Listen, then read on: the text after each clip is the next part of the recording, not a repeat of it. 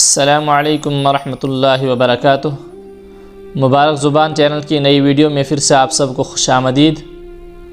جیسا کہ آپ جانتے ہیں کہ ہم عربی گرامر کے متعلق گفتگو کرتے ہیں، تو آج کے سبق میں ہم بات کرنے والے ہیں، جیسے کہ ہم نے پہلے لفظ کو پڑھا تھا، لفظ کی قسمیں پڑھی تھی، تو وہاں پر ہم نے یہ بات پڑھی کہ لفظ موضوع کی دو قسمیں، نمبر 1 مفرد، نمبر 2 مرکب۔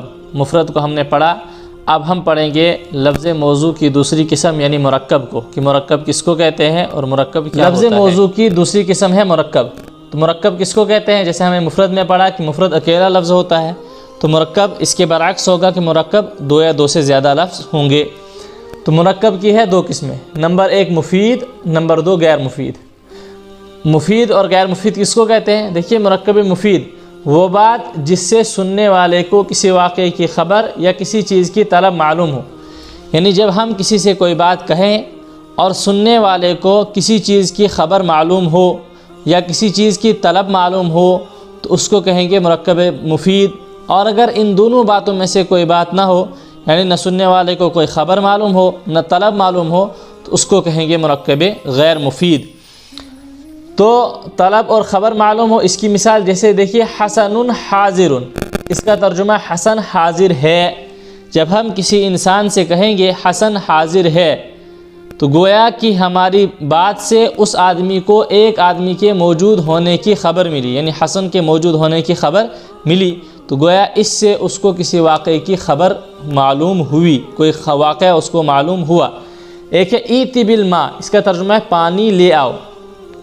تو جب ہم کسی سے کہیں گے ایتی بالماء، تو اس کو کیا ہوگا؟ کسی چیز کی طلب معلوم ہوگی۔ طلب کا مطلب یہ ہے کہ جو لفظ کہہ رہا ہے، جو جملہ کہہ رہا ہے، اس کو پانی کی خواہش ہے، پانی کی طلب ہے، اس لیے وہ پانی مانگ رہا ہے۔ اب جو مرکب مفید ہے، اس کو کہتے ہیں جملہ۔ مرکب مفید کا دوسرا نام ہے جملہ، جس طرح کہ مفرد کا دوسرا نام کیا تھا؟ کلمہ۔ اسی طرح مرکب مفید کا دوسرا نام جملہ ہے۔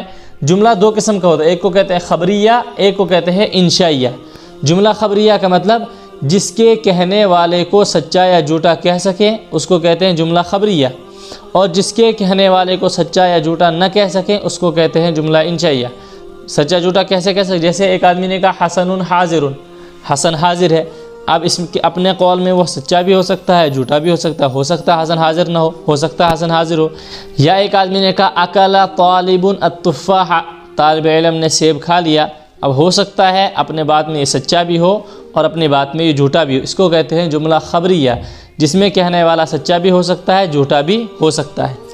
دوسرے نمبر پر آتا ہے جملہ انشائیہ، جس کے کہنے والے کو سچا یا جھوٹا نہ کہہ سکے۔ اس کی مثال ہوتی ہے ایتی بالماء، ایک آدمی کہتا ہے پانی لے آؤ، تو اس میں ہم اس کو سچا جھوٹا نہیں کہہ سکتے، کیونکہ اس میں طلب ہے۔